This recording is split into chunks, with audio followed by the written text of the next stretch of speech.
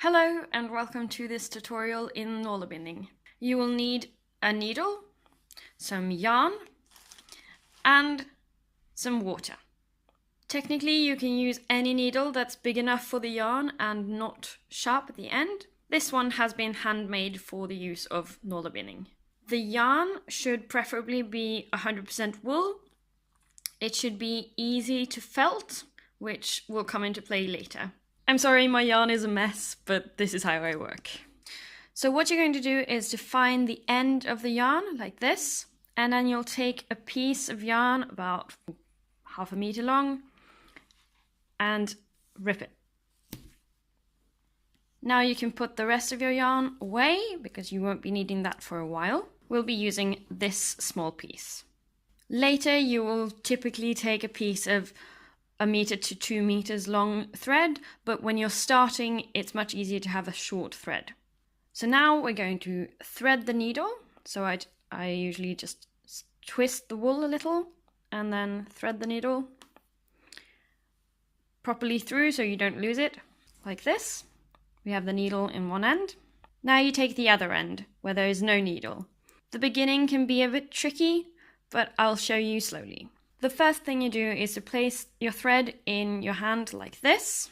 Then you close your hand around it and keep your thumb up and twist it twice around your thumb. It now looks like there are 2 threads around your thumb. I'll show you again.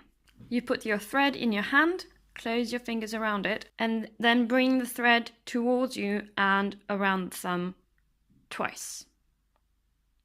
You should keep holding the yarn with the rest of your fingers as well as controlling these loops with your index finger. So now we begin. You want to push the needle through the 2 loops you've made on your thumb, loosen them up a bit, twist them around and push your needle through. This might take a little force, but just push it through. Now you get a little loop here.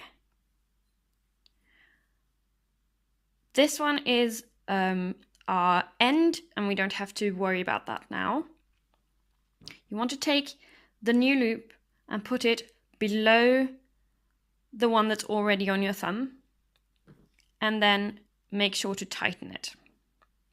So now you have 2 loops on your thumb. We want to have this end away here and make sure that the working thread is always on this side of the thumb towards you and below the 2 loops. To continue, you take 1 loop from your thumb, twist it around like we did last time, and push it underneath both the thread and the loop. As you tighten, make sure that the thread makes a loop below the other loop. So make sure that this is underneath. Then, of course, you need adjustment, like this.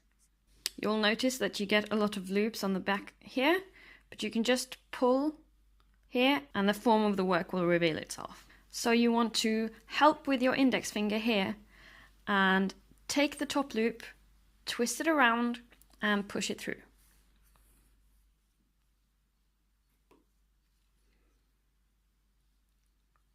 Take the top loop, twist it around and push it through. Again, with the top loop, twist and through. Now we have a very short working thread, so we need to join on a new one.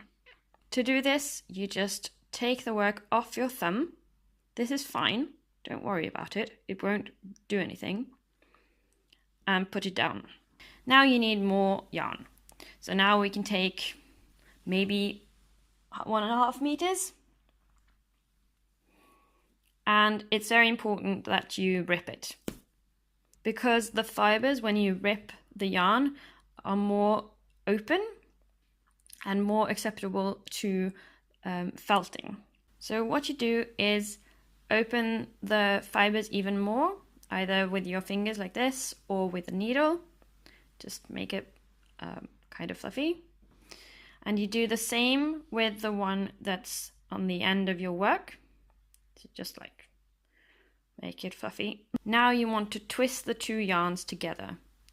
So just a rough twisting like this. Now place the twisted part in your palm, put some water in it. This is why we have the water. So just dip your fingers in the water and put it on. And then we felt it like this.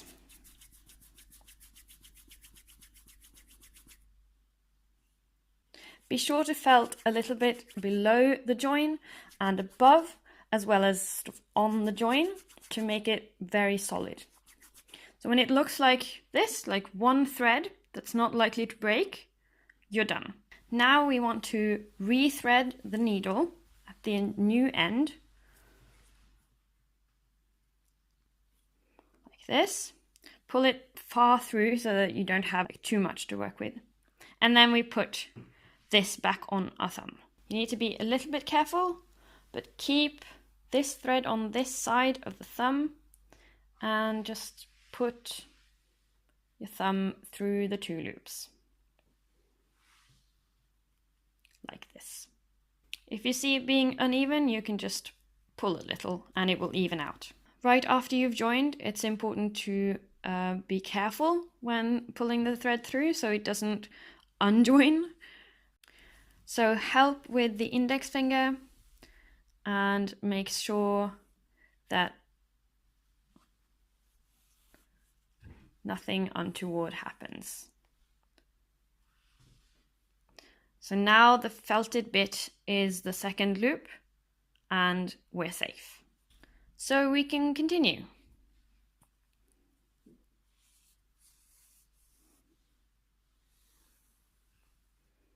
So now I've made a piece that's long enough that you may want to make a wrist warmer, for example, and you can join it up and it'll be the appropriate size. So now I want to join together the two ends and make something that will spiral. So you need to make sure that there's no twist on this, that you get a smooth circle, because if you have a twist, it will not bode well for the rest of your work.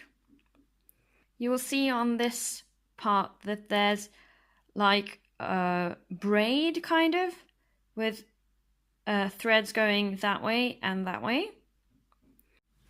So you want to put your needle under one of the pieces of the braid, one that's on the outside here. And then you want to pick up the topmost loop from your thumb, twist it, and put it under again. Always making sure that the thread is on the outside of the thumb, making that lovely loop. So now you can see they are joined together. And the next one, we just take the next piece of braid, the next loop from the thumb, like this, twist it around and push it through.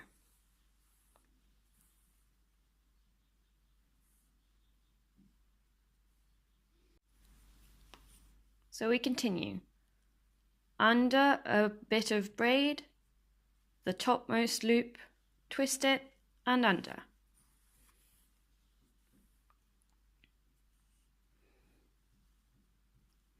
So I usually just pull here to get it all straight. Don't worry if you get a bit like this, it can be sewed on later. So now we just continue. One bit of braid, one loop, twist and under. A bit of braid, a loop, twist and under.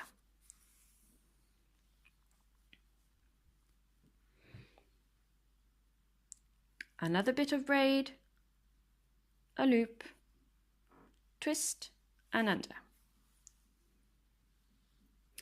If you find it easier, you can remove this loop before you do the stitch.